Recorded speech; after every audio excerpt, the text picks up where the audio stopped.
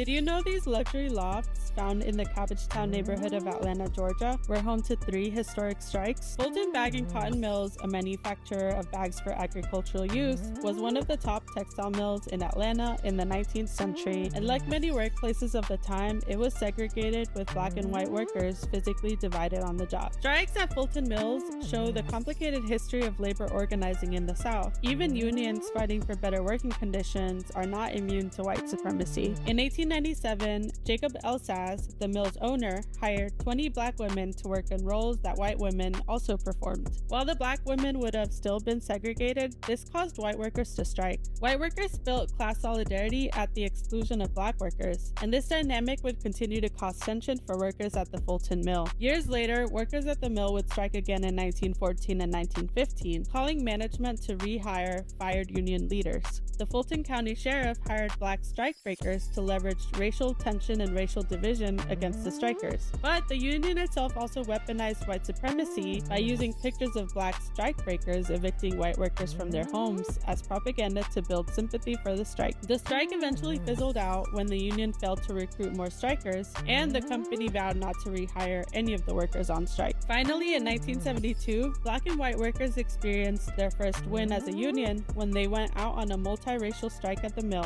With support from the Southern Christian Leadership Conference, the workers brought management to the table and even won some improvements for all workers. Today, the gentrification of this historic neighborhood for mill workers leaves no trace of any of this history. We are left to remind ourselves why our movement must be a multiracial working class movement, or it will be nothing at all. We only have power together, and we cannot let racial hatred break our solidarity.